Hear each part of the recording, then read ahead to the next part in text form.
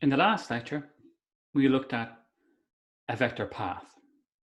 Now we're taking a different approach and we're looking at a scalar field. What's the difference between a field and a path? The word field kind of tells it. It's a whole shape that isn't affected by time.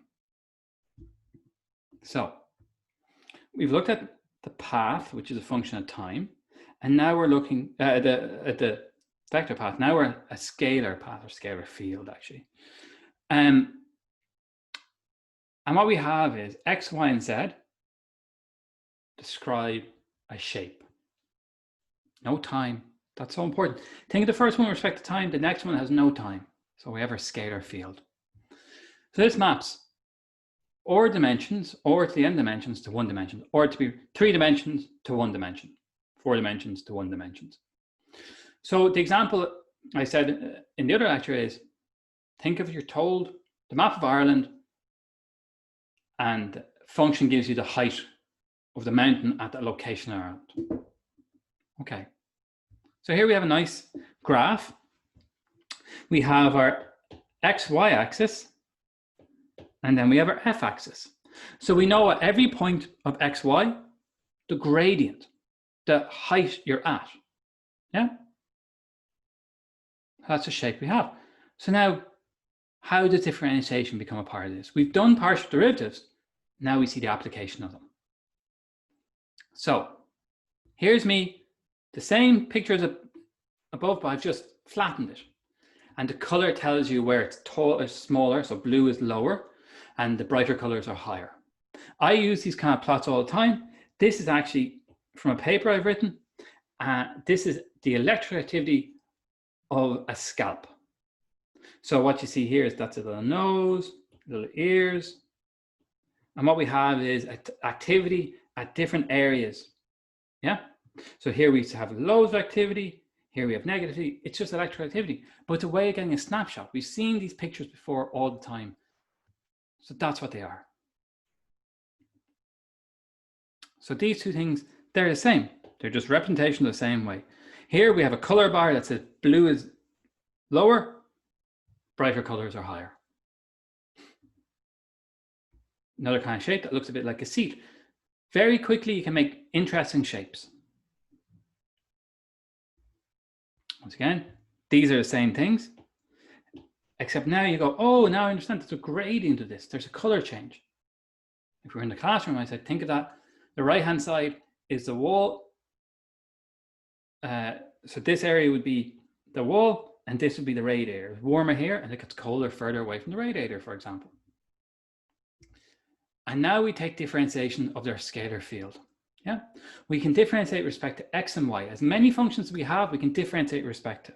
In our simple example here, we have x and y. So there's the f dx and the f dy. What do they tell us? What do the partial derivative tell us? So first, let's take it step by step. We differentiate with respect to x. Yeah, the f dx is equal to 2x. Now, here is my picture of my gradient, and here's my graph. And what it's saying is x only changes in one direction. So it's not a function of y, it's a function of x only.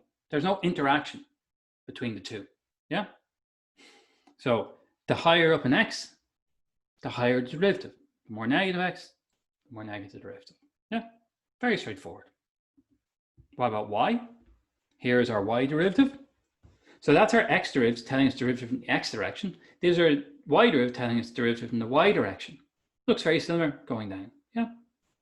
And derivative of x squared, and this is so important, and we'll emphasize this, and we've done this in class. Derivative of x squared with respect to x, 2x. Derivative of y squared with respect to x, 0. Because y does not change with respect to x, so therefore it has to be 0. The f dy, derivative of x squared with respect to y is 0. Derivative of y squared with respect to y is just 2y, so it's just 2y. Yeah. And this leads us to our gradient.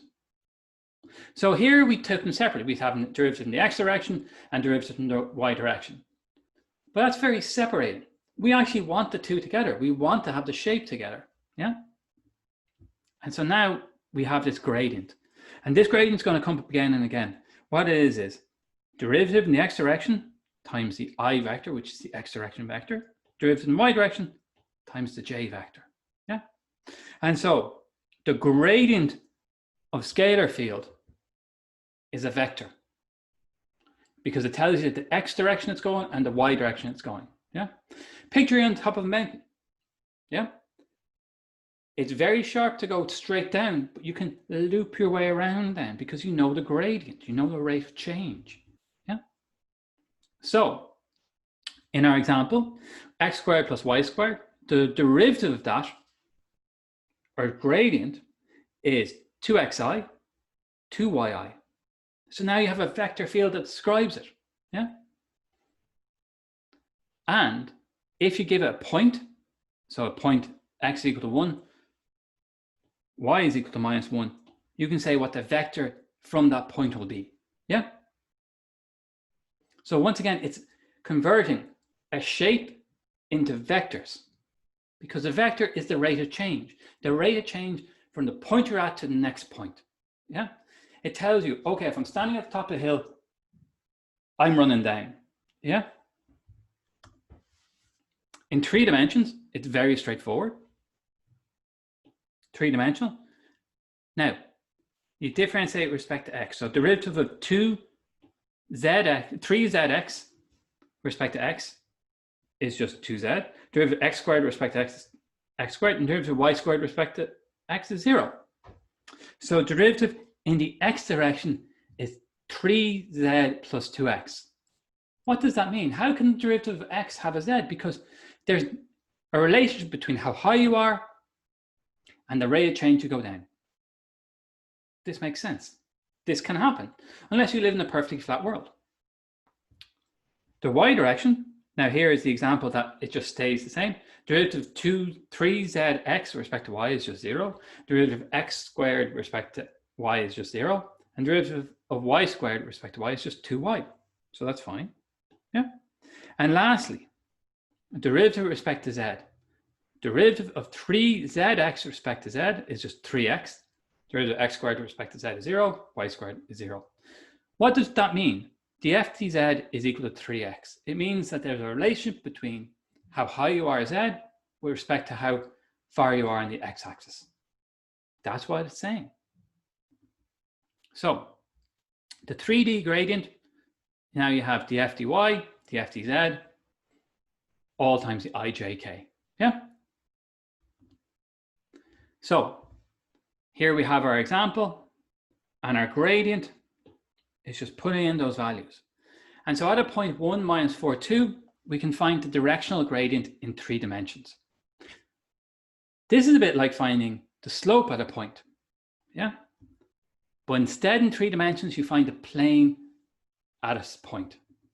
So you use your Nabla, your gradient, and the surface, and the formula for the plane to get the plane at a point, because it's going to be a plane. Every point of a surface is planar. It's not linear. It's a plane that describes it. So in 2D, we've had an outlet, gives a vector associated with function f as normal to the curve. So this derivative is normal to your graph. And 3 dimensions, it's the same. So if we find out the gradient vector of a function, that is our normal vector. Our normal vector from our formula for the plane. And then all you need is the point, because or is always x, y, z. So this all falls into place. So instead of having n, you have the gradient of f and a point. So our example here of x squared, y squared, yeah? You have 2x squared, 2y, 0k, yeah? And your gradient at the point 1, 0, 0 is 2, 0, 0. And you put that in to get your formula for your plane. This can then go further if you're interested in not just the x and y direction, but you're interested in some direction in between. And that's the directional derivative. The f dx means the derivative in the x direction. The f dy means derivative in the y direction. But why restrict our world? And that's what we do with the directional derivative. We use our gradient and the normal vector u to define our directional derivatives. So we have some normal vector u multiplied by each of these. So here, for example, we had our gradient we just calculated in x, y, and z. We have our normal vector, and we multiply them together. We do the dot product of them together, and that gives you your normal gradient in the directional derivative. So our next step is into a vector field. And we'll do many examples of this in our class to go through them.